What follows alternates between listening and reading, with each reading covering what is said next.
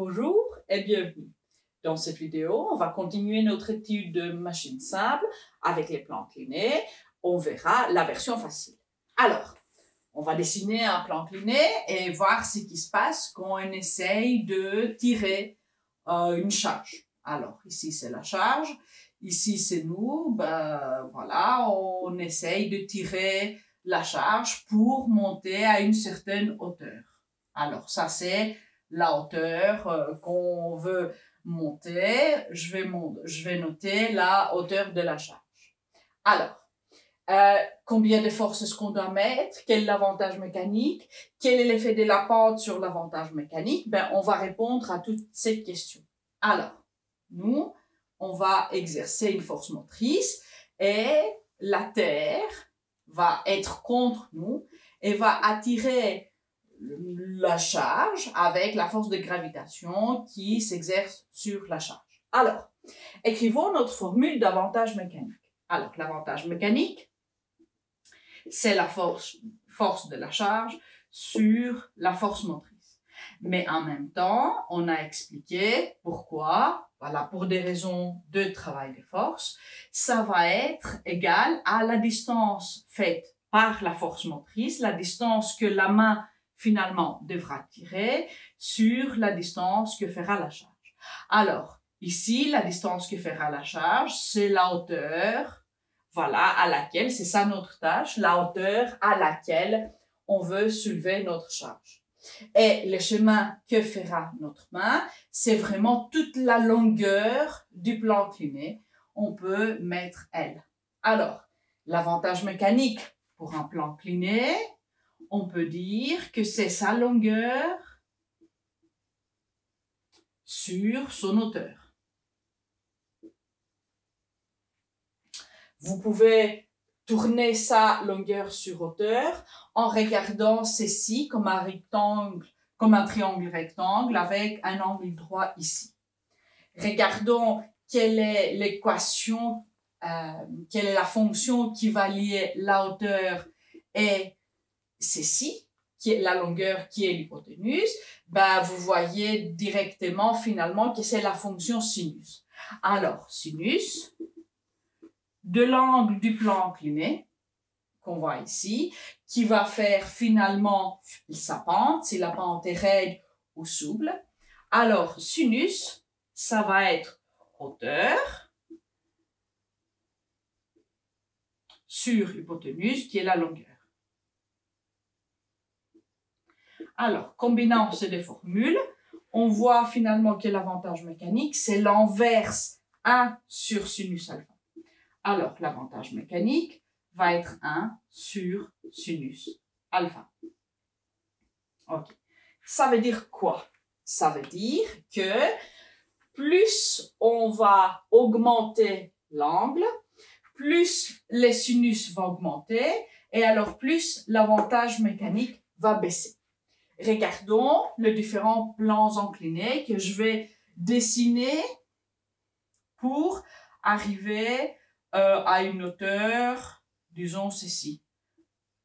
C'est la hauteur à laquelle on veut monter. Alors, une version, c'est le plan incliné en mauve. Ok. Une autre version, si on vient plus près, c'est la version bleue. Et une autre, c'est la version rouge.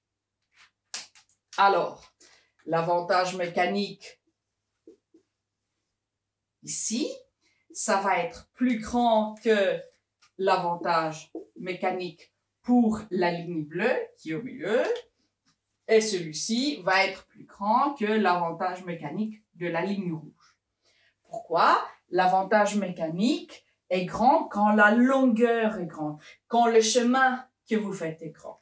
Avantage mécanique grand, ça veut dire quoi? Ça veut dire que vous devez mettre la moindre force. Alors, ces plans inclinés, ça va vous donner la moindre force. Vous aurez à mettre la moindre force. Alors, la force motrice est la plus petite possible. Ceci va avoir un avantage mécanique qui va être le plus petit de tous les plans inclinés que je vous ai montrés, alors la force motrice va être la plus grande de toutes les autres forces motrices. Et alors, on aura à mettre plus de force, simplement.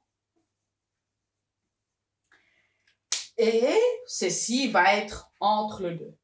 Alors, ici, on a moindre force. Ici, on peut dire on a plus de force, mais moindre distance. Mais où est-ce qu'on doit mettre le moins d'énergie? Bon, si on est toujours dans un monde sans frottement, peu importe quel chemin on va emprunter, l'énergie dépensée va être toujours la même. Alors, je vais noter ça, et ça c'est très important. Si le plan incliné n'a pas de frottement,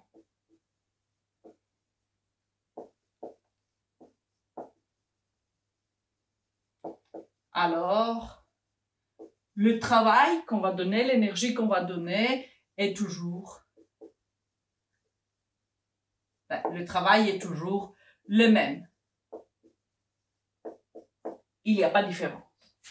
Évidemment, si on ajoute des frottements, c'est qu'on a dans la vie quotidienne, dans la vie de tous les jours, c'est qu'on aura ici le plus long de chemin, le plus de frottements on aura, sur le long, alors le plus d'énergie on va perdre. Alors, si on accepte les frottements qui existent dans la vraie vie, ceci va faire la plus grande perte d'énergie.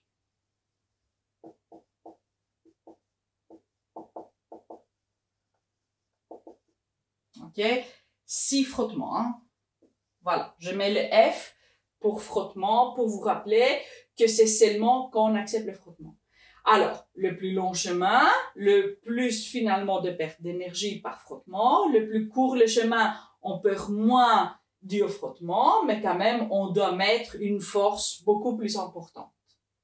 Alors, voilà, les plans inclinés, c'est qu'on a pris plus raide la pente, plus petit l'avantage mécanique, la plus grande la force qu'on doit tirer, avec un maximum qu'on doit tirer verticalement. Si on n'a pas de frottement, peu importe le chemin qu'on va emprunter, on aura toujours à donner la même quantité d'énergie, mais dès qu'on ajoute les frottements, le plus long le chemin, le plus d'énergie on va perdre sous forme de chaleur parce que le travail de frottement va être la chaleur. Alors, c'est ça pour aujourd'hui, pour la version facile. Vous pouvez suivre les autres vidéos parce qu'il arrivera une version difficile et une version exercice sur plan incliné. Voilà. Pour le moment, je vous dis au revoir et à bientôt.